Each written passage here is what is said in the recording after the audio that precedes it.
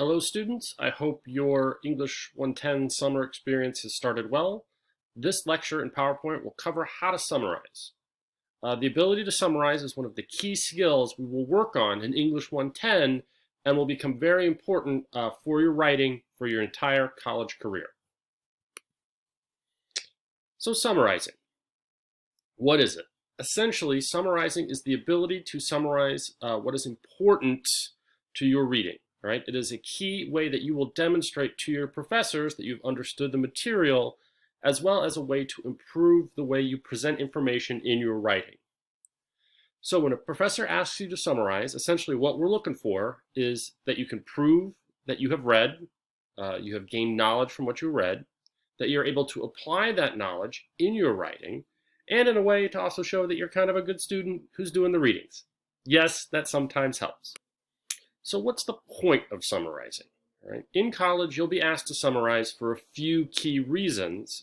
This isn't an exhaustive list. You may be asked to do summarizing for other ways, but for the most part, we want to teach you how to summarize because one, for your reader, summaries benefit anybody who reads your writing because they offer a concise, general vision of the original information. In a way, you can think of your reader as a boss who wants you to summarize a key issue, but they themselves don't want to have to go and read the original. Two, as we've talked about, summaries also help you show your reader that you have understood the general point of a text or idea. In your writing, summarizing helps you demonstrate knowledge. And three, summarizing helps you introduce knowledge within a research paper or an analysis, and it allows you to summarize it so that everyone is on the same page. Then you can go on to analyze and critique specific parts. So summaries help us, as your readers, get on the same page with what you're going to talk about. So if that's some of the reasons why you should summarize, let's talk about when you should summarize. Oftentimes, students tend to quote when they should summarize, and then summarize when they tend to quote. So one of the ways that you can keep it straight in your head, only quote when the author is expressing a point in a particularly telling or interesting language. In essence, if you feel that you can't say it better, you can't say the idea to someone, that you have to go and read the original, then you can quote. Right? In terms of the paper that you write, you can also use summaries to restate an entire argument, to present information. And that's the key thing to remember. When you are summarizing, your goal is to transmit information in the shortest, most direct way possible. You're not there to add any of your own thoughts. You're there just to tell the reader and tell me, here's the main idea behind what I have read. So like all things in English 110, my suggestion will always be read first. You can't write a summary without first having read something to summarize. And as you're reading, read the text carefully, highlight and take notes, try and focus on the writer's main ideas. That way you're able to then tell us what those main ideas are. All of the material on Blackboard about active reading will help you prepare to summarize an argument. Okay, so now let's look at some of the key tips when you are ready to write your summary. You've read your material, you understand the argument, you understand the ideas behind what you've read. Here's when you go to write a summary. First thing, because the summary is you presenting the knowledge to me, use your own words, all right? As many of your own words as possible, all right? This isn't just copying what you've read. That doesn't tell me that you understand it. It's presenting it to me in a way that you express it. So use your own words. In your summary, do not include any interpretation or analysis of the idea.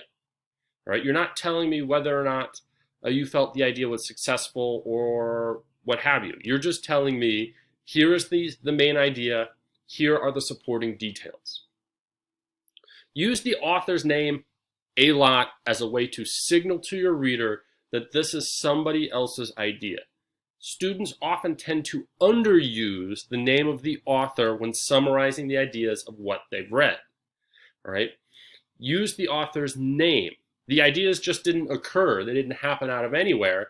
The ideas came from somebody who wrote them down. So there's a couple of examples on the PowerPoint. I will read the first one. Smith, the author's name. Smith argues that population growth and environmental degradation are causally related. So use the author's name almost in every sentence of your summary. You're going to want to use the author's name a lot. Next, use what we call the present tense or the historical present tense to summarize the author's argument.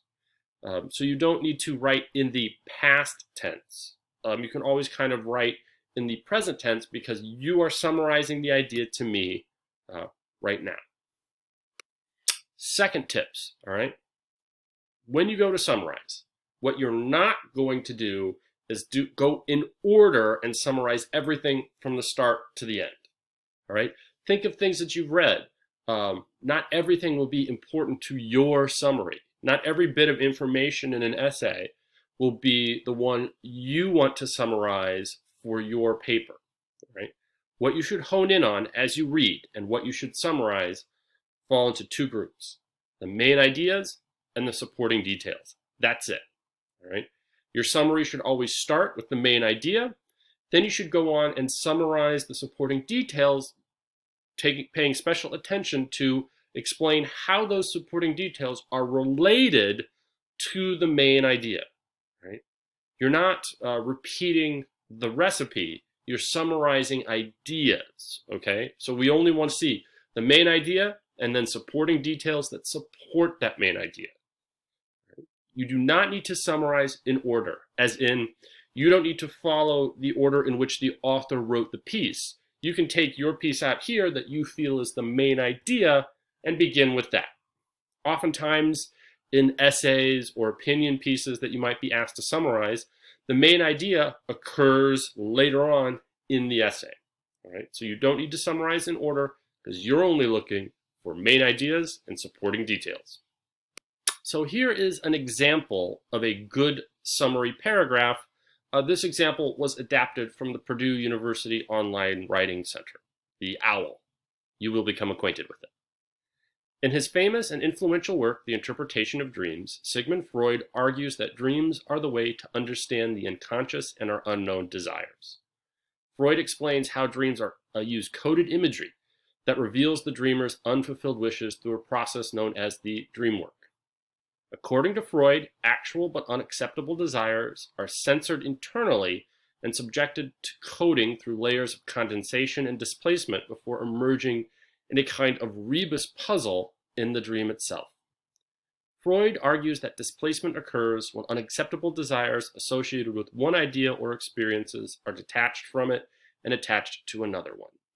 So if we look at this example, we can see highlighted here at the beginning, all right, going up here, these first two sentences are the main idea. They're the central point, right? That dreams are the way that we understand our unconscious desires. Okay? So the main idea is here. So what comes after? The way that the desires are coded like a puzzle. The way that displacement happens. Displacement and the idea that desires and dreams are a puzzle that you have to figure out. These would be supporting details that the author is using to explain the main idea at the beginning of the summary.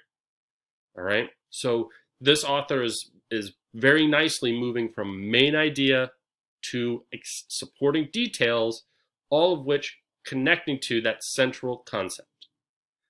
Other things to note, highlighted in red, look at how every sentence uses the name of the author. Remember, you're always summarizing something that somebody else has written. Give them credit. Use the author's name. And finally, these numbers here, if you are unfamiliar, that is MLA in-text citation. Remember, when you're doing a summary, you're still using the ideas of somebody else. And whenever you take the ideas of somebody else, you must do an in-text citation after every sentence that contains an idea that isn't yours. Okay, you need to be honest and say, hey, I didn't think of this stuff about dreams. Freud did. Here's the page in the book where you can go and check it out. Right? So please take time to read this PowerPoint and start practicing active reading. And over the next couple of weeks, we will begin to write our own summaries of Ken Murray's essay, How Doctors Die.